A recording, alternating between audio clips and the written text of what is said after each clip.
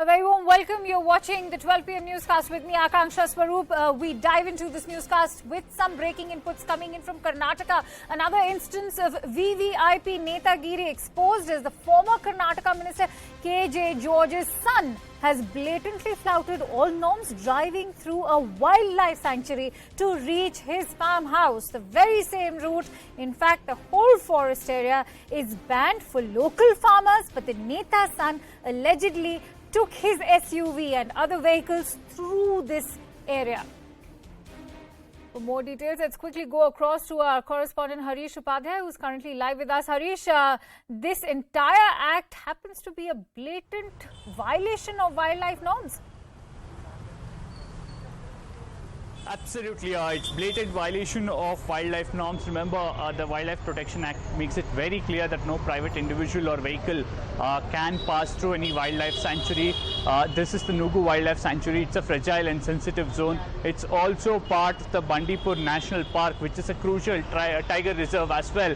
And there you see Rana George, K.J. George's sons, often taking out his vehicle, many of them SUVs, we are told, and this to reach his farmhouse. There are two notices issued by the Forest Department asking why action shouldn't be taken. Why is he using the forest property and why is he going through it? Why is he trespassing? He says that his property is landlocked for a good half part of the year because the backwaters of a nearby reservoir cuts off his access to his farmhouse, and that's the reason he's using this property. But this has also triggered outrage in the area because the farmers are not allowed to enter this wildlife sanctuary, neither to collect firewood or for any sort of activity. But Rana George has been often using this property is what we understand.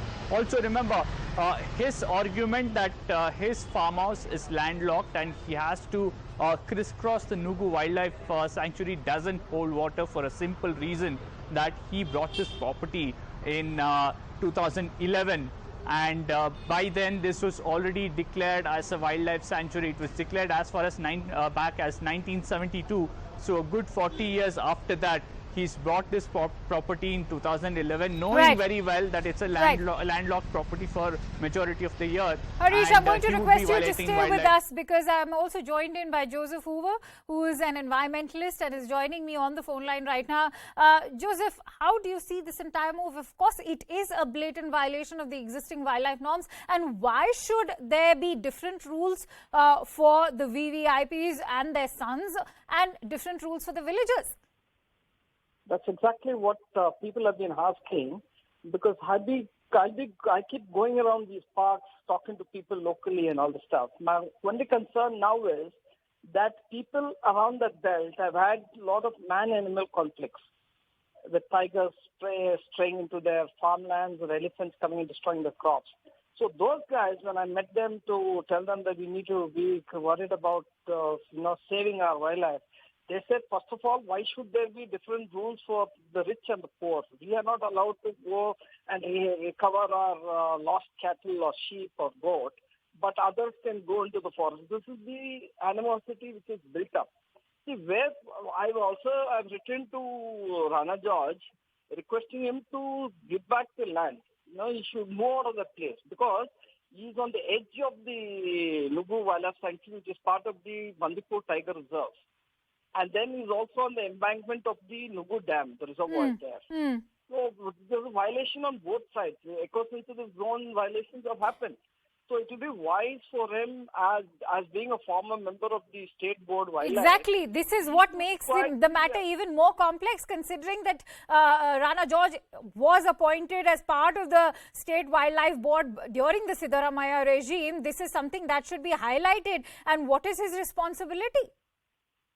Yeah, he should move out immediately because the problem here is both political and, more importantly, it's affecting wildlife conservation. Right. If you antagonize the local farmers, they are the ones who are going to create a lot of trouble because we have had a lot of fire issues in Bandipur and we have lost a lot of biodiversity there. So we need to ensure that the same rule applies to everybody. Whether he is rich or poor doesn't matter. It has to be, the rule has to be followed. And Rana George, I would request him to kindly bequeath this property because it will benefit wildlife conservation. He's done good work there. He's recovered 180 acres of land and handed over to the forest department from others. And he's also stopped people from cultivating watermelon on the dry bed of the Nugu Dam. So it will be good of him to also step out and say, okay, I'm setting an example. I'm moving out, so we can ask others also to do that. Absolutely. Many thanks to you, Joseph, for bringing in your inputs. Let me also quickly go across to Sankara Guha of the Congress, who's joining us on the phone line. Mr. Guha, how do you view this blatant violation of wildlife norms, not to forget how fragile and sensitive the Nugu Wildlife Sanctuary is to the entire Bandipur National Park? We know that it's a crucial tiger reserve as well. What sort of an example is Rana George setting here? No, KJ George is a very senior member of the party, and I'm quite sure they wouldn't have done any such wrongdoings. But however, since you have brought up the issue of some violations, I think the government has also given notices, is what I understand, and to which he has replied for one notice, and the other notice reply has been sent, as I was checking.